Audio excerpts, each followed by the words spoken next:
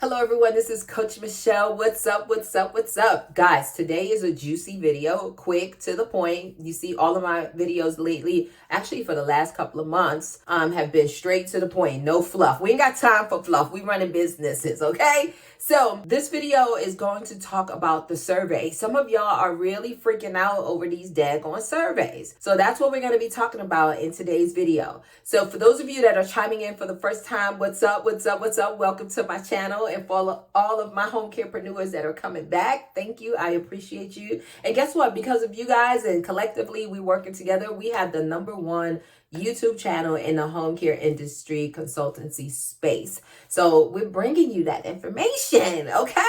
We want to make sure we set you up for success. So thank you, thank you, thank you. I appreciate you. And definitely take your time, turn on them notifications so you can get every video when I drop a new one, and also subscribe. Definitely you want to do that. All right, guys. So survey. Stop.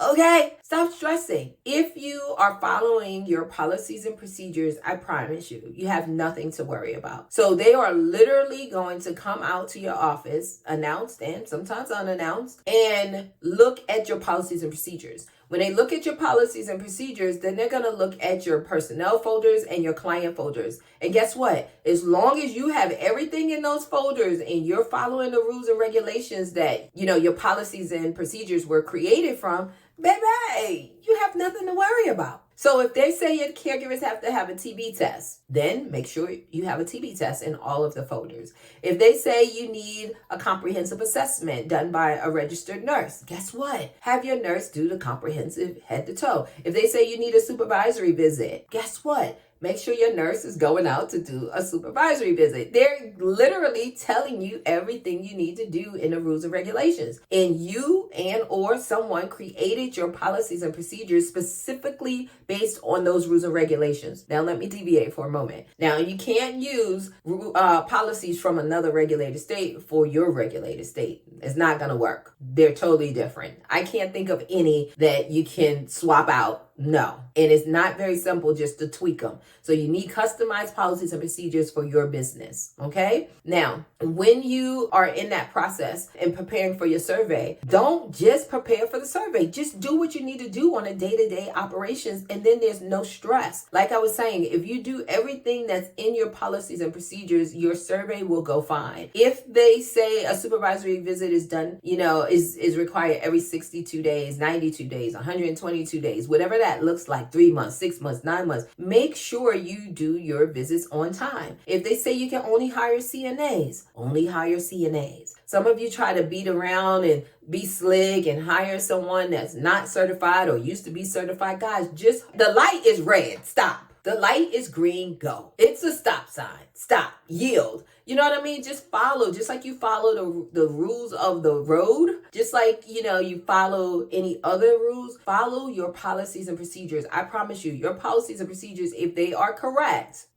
okay? If they are correct, you're simply going to follow them. It's the home care Bible. You're going to go through your policies and procedures. You're going to read every single page and you're going to do exactly what's in there. So do you need a file cabinet? Absolutely. Everyone. I don't care who you are, what state you're in. You need a file cabinet that's locked. Do you need folders for your clients, folders for your caregivers? Absolutely. Should they be combined? Absolutely not. Everyone gets their own folder file and it's secured and it's locked in a file cabinet. Do you need an agreement for your clients? Absolutely. Everybody should be signing an agreement or a contract. Do you need to pre-screen, interview, check references, background checks, maybe fingerprints? Absolutely, guys. So as long as let me sum this up. As long as you do what is required, what's in your policies and procedures, if they were written specifically for your state, and most importantly, guess what? If you submitted your policies and procedures and you were approved for your license,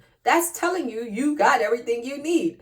All you need to do is follow. If it says jump, baby, jump, right? If it says a registered nurse must do a comprehensive assessment, don't send an LPN. If it says all of your employees must be W-2 employees, don't sign them up as independent contract. So it's very simple. Sometimes we make things that are simple, very hard. All you have to do is follow your policies and procedures. So I'm going to give y'all a little homework. Come on. I'm going to give you a little homework. Your homework for today is read your policies and procedures page by page. If you read your policies and procedures and do what is said, what is written, what is required in your policies and procedures, I promise you would pass. If you go out there and do whatever you want to do, then no, you ain't gonna pass. It's as simple as that. It's as simple as that. So if you have any additional questions, please let me know. So let me do a recap real quick. So do you need to have an office space? In most states, yes. If your state does not require you to have an office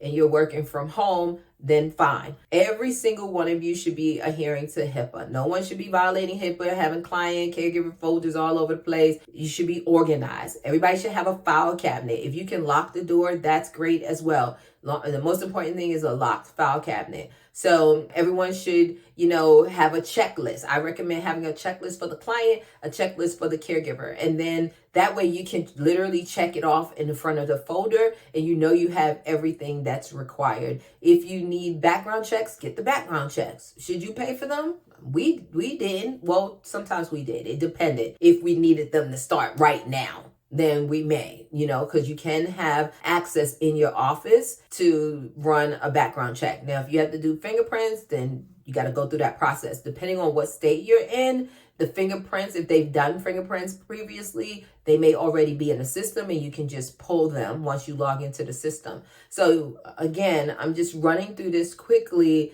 to try to ease your anxiety.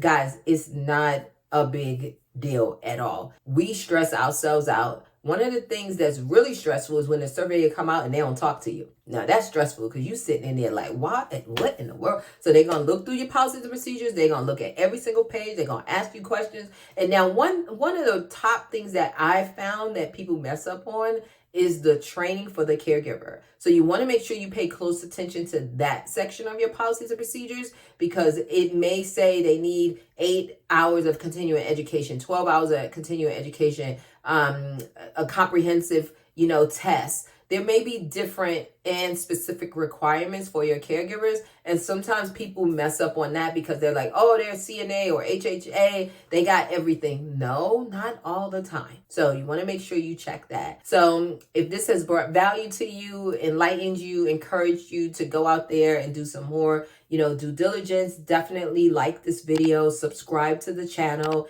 and comment below and let me know what questions you have and or what you are currently doing. Have you had your survey? How was your survey? I would love to know how your survey went. Were you freaking out? Was it like a first date? Was it like a first date and you're like, feeling all awkward? So let me know. I would love to read the comments below. So guys, if you need any assistance, I specialize in helping entrepreneurs and aspiring entrepreneurs grow their home care business. The majority of them 6-7 figures in their first year. So we would love for you to be the next success story so you can share your testimony and change the way you live. So check me out at myhomecarecoach.com. Click on services. And while you're there, check out the event page because we have an amazing home care conference that's coming up in March in Atlanta and you don't want to miss it. So take care. God bless.